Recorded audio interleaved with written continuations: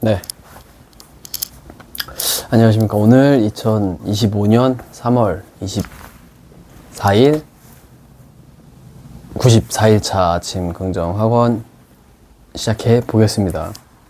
드디어 이 짧은, 좀 민망하긴 한데, 이 짧은 책 가지고 10번이나 이거를 찍었다는 게 좀 민망하긴 한데, 아무튼 드디어 오늘 이제 마지막이 끝났고, 제가 어제도 오늘 정말 중요한 이야기라고 했는데 저한테는 특히 더 중요한 오늘 두루마리였고, 오늘 10번째 마지막 두루마리가 뭔지에 대해서 설명하고, 또 이게 또 반전이 있어요. 또 재밌어요.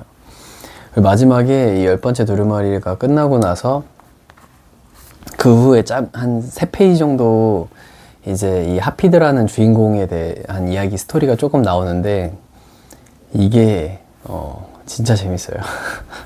그래서 이거에 대해서 좀 설명하고 오늘 긍정학원 외치고 시작해 보겠습니다. 월요일 아침. 일단 10번째 두루마리는 기도에 대한 이야기예요. 그러면서 이제부터 나는 기도를 하리라, 이게 문장이고, 처음에 어떻게 시작하냐면은, 커다란 재앙이나 심적 고통을 받을 때조차 신을 찾지 않을 만큼 믿음이 없는 사람이 있을까?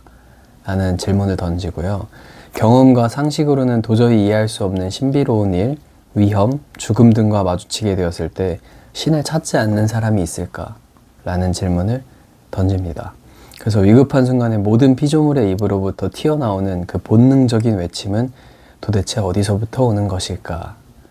라는 이제 물음표를 던지고, 저도 최근에 이제 제가 좋아하는 유튜브 채널에서도, 슈카월드, 거기서도 그 2020년, 19년, 20년 요 코로나를 겪고 나서 미국에서 종교에 대한 이게 되게 빠르게 가라앉고 있던 수치가 미국에서는 되게 이렇게 가파르게 올라가고 있다고 해요. 특히 청년 세대들에서 그런 게 많이 드러난다고 하고, 그리고 지금 저도 그때 코로나 끝나고 나서 이제 22년도부터 다니기 시작했으니까, 저는 막 죽음 그런 거에 대한 뭐 불안함 때문에는 아니었는데, 저는 좀 달랐는데 계기가 뭐 아무튼 지금 이 교회도 청년들이 되게 매주 막 새로운 분이 오시고 하니까, 또 어느 정도 이 불안한 시대랑 그런 것도 어느 정도 맞닿아 있지 않나 싶은 생각이 또 들었어요. 이거 읽으면서. 그래서 이제 기도, 여기 또 기도문이 있는데 이것도 짧게 읽을 거고, 이제 또 여기 나오는 이 저자는 나의 기도는 도움을 구하는 것이 아니라 단지 인도를 바랄 뿐이다 라면서, 이제 뭐 세상의 물질적인 것을 구하기 위해 기도하지 않고, 음식을 가져다 달라고 하인을 부르지 않고, 뭐 이런저런 이제 행복을 내 앞에 가져다 달라고 기도하지 않겠다 라면서, 이제 어떤 것을 그럼 기도할까 라고 생각해 볼 수 있고, 그리고 또한 이제 이 사람이, 하나님은 나의 간구를 들어주실 수도 있고 들어주지 않을 수도 있다. 그런데 사실 생각해 보면은 이 둘 모두가 다 기도의 응답이 아닐까라는 질문을 던지고요. 좀 생각해 볼 만한 질문인 것 같아요. 그리고 아이가 부모에게 빵을 달라고 하는데 아직 준비가 되지 않았다라고 한다면은 그 부모는 응답하지 않은 건가? 그쵸? 생각해 볼 만하죠. 지난번에 설교에서도 이제 막 부모님 이제 어려운 형편일 때 뭐 부모님한테 이거 사달라 저거 사달라 돈 달라고 했을 때 어떤 부모가 자식한테 돈이 있는데도 주지 않겠냐, 주려고 하지 않겠는가, 이게 줄 준비가 아직 안 되고 형편이 없으니까 못 주는 거지. 근데 그 못 준다고 해서 그 부모가 이 자식의 응답을 하지 않는 건 아니지 않는가, 뭐 이런 이야기도 설교 말씀 중에 하셨고, 저도 그거에 엄청 공감을 하고 끄덕끄덕 하고 있어서, 그것 또한 응답이지 않을까. 정말 필요한 것 이상으로 주신다고도 말씀에 써져 있고, 그렇다면은 주지 않는 거면은 그게 또 주지 않음이 나에게 필요한 것일 수도 있고 라는 생각이 좀 들고, 그리고 이제 이 기도문을 한번 읽어보고 네, 오늘 긍정하고 외쳐볼게요. 좀 긴데 이거 아무튼 읽어볼게요. 빠르게. 모든 사물의 창조주여 저를 도와주시옵소서. 오늘은 제가 발가벗고 홀로 세상에 나아가는 날입니다. 저를 인도하는 당신의 손길이 없다면 저는 성공과 행복에 도달하는 길에서 벗어나 방황하게 될 것입니다. 저는 금이나 옷이나 심지어 저의 능력에 합당한 기회도 바라지 않습니다. 다만 저의 기회에 합당한 능력을 획득할 수 있도록 인도해 주시옵소서. 당신은 사자와 독수리에게 이빨과 발톱으로 사냥하고 번성하는 법을 가르쳐 주셨습니다. 저에게 말로 사냥하고 사랑으로 번성하는 법을 가르쳐 주시옵소서. 그리하여 제가 인간 가운데 사자가 되고 시장에서는 독수리가 될 수 있게 해주시옵소서. 라고 하고 조금 스킵해서 이제 좋은 습관이 몸에 배어 나쁜 습관이 사라지게 해주시옵소서. 그러나 다른 사람의 약한 면을 보며 동정심을 가지도록 해주시옵소서. 그리고 모든 것은 다 지나가 버린다는 것을 깨닫게 해주시옵소서. 그러나 오늘의 축복도 헤아릴 수 있게 도와주시옵소서. 제가 정말 좋아하는 말인데, 그리고 이 모든 것들이 다 당신의 뜻에 달렸습니다. 저는 포도나무에 달려있고 작고도 외로운 포도송이입니다. 당신은 저를 다른 것들과 다르게 만들어 주셨습니다. 저를 위한 합당한 곳이 있을 것입니다. 저를 인도해 주시옵소서. 저를 도와주시옵소서. 저의 길을 밝혀 주시옵소서. 당신의 선택을 받고 세상이라는 포도밭에 싹을 틔우도록 저라는 씨가 뿌려졌습니다.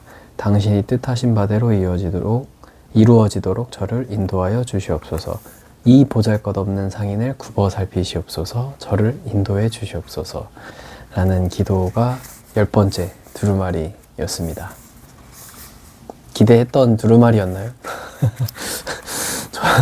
저한테는 되게 의미가 있었던 두루마리 마지막 10번째 비밀이었고, 그리고 이 이후에 이제 아마 이거 내용을 제가 잘 설명했는지 모르겠는데 처음에 스토리 이야기할 때 이 하피드라는 주인공이 옷을 못 팔아가지고 막 여러 어려움을 겪다가 한 그 구유 이제 그 말들이 있는 그 구유에 들어가서 마구간에 들어가서 어떤 이제 부부와 아이가 있는데 아이가 이제 옷을 못 입고 있으니까 그 고급 옷을 아이한테 선물로 줬다고 했잖아요. 그 이야기가 마지막에 또 나와요.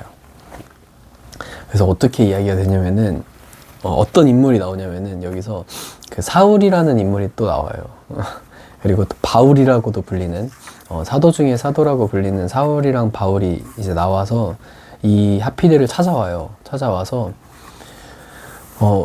이 가장 위대한 상인이라고 하는데 한번 만나달라. 그래서 만나서 얘기를 들어보는데 자기는 누구다, 뭐 이러이러하고 자기는 이렇게 해서 뭐 예수를 핍박했었고, 그리고 뭐 눈이 멀어서 그 이후에 눈이 치료되고 그 이후부터 자기도 예수를 전하는 삶을 살게 됐다. 그러면서 되게 어려움도 많이 겪고 막 이런저런 막 이야기를 많이 막 자기의 삶의 스토리를 이야기하고 내가 누군지를 이야기하다가 이제 옷 한 벌을 들고 와요.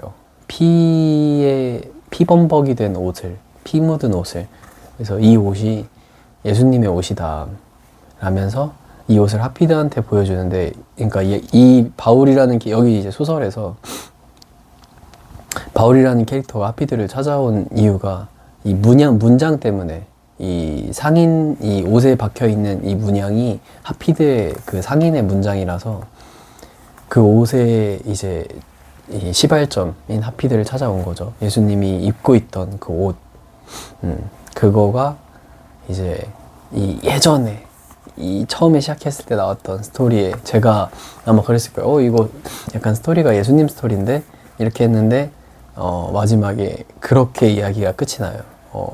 그러면서 서로 막 부둥켜 안고, 그리고 이 하피드라는 위대한 상인이 이 두루마리를 바울한테 전달해주는 어떻게 보면 말도 안 되는 거긴 한데, 아무튼 그런 스토리로 이제 마지막에 끝나는데 좀 재밌더라고요, 저는. 그래서 그런 이제 그 옷을 건네줬던 그 우연이 그게 또 예수님의 옷이었다라는 것으로 이제 마지막이 끝나면서 저는 이게 유대인이 적었다고 생각해서 유대교랑 유대인들은 예수님에 대해서 믿지 않고 그 구약 성경을 위주로 믿는다고 생각해서 뭔가 그냥 구약에 있는 지혜들만 있겠구나 했는데 또 마지막에 보니까 이 책은 좀 신박하네, 다른 애라는 걸 좀 느꼈던.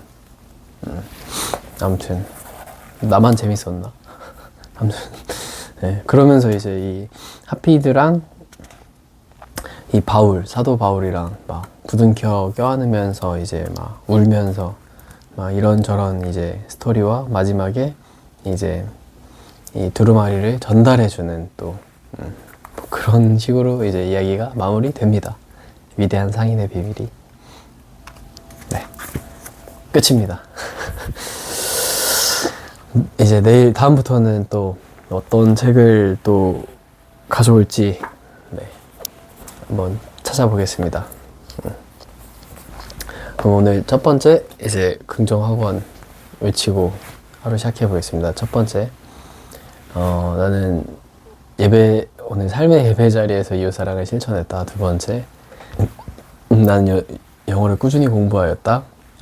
내가 원하는 정보를 영어로 얻을 수 있고 소통할 수 있게 되었다. 세 번째, 나는 끈기 있는 사람이다. 포기하지 않는다. 네 번째, 나는 나를 대체할 수 없는 린치핀으로 브랜딩하였다. 다섯 번째, 나는 유튜브를 꾸준히 하여 구독자 1000명을 모았다. 여섯 번째, 나는 사랑하는 아내를 만나 성숙한 사람이 되어 행복한 가정을 지켜갔다. 일곱 번째, 나는 경제, 투자, 자격증 공부를 통해 조금씩 성장했다. 여덟 번째, 나의 이야기로 된 책을 썼다. 작가가 되어 선한 영향력을 주었다. 아홉 번째, 웃음을 주는 노래를 만들었다. 많은 사람들이 따라 부르며 웃음 짓게 만들었다. 열 번째, 이제 드디어 4장으로 들어가는데 에베소서 4장 1절이 그러므로 내가 주님 안에서 갇힌 몸이 된 내가 여러분에게 권합니다. 여러분은 부르심을 받았듯이 그 부르심에 합당하게 살아가게 하십시오. 이런 구절이었어요. 정확하진 않은데 또 그러니까 여러분은 부르심을 받았으니 그 부르심에 합당한 삶을 살아가라 라고 권하는 바울의 메시지 에베소서였고 11번째 오늘도 끝으로 정말 감사하고 기쁜 하루가 됐으면 좋겠습니다. 그렇게 됐다. 네. 그럼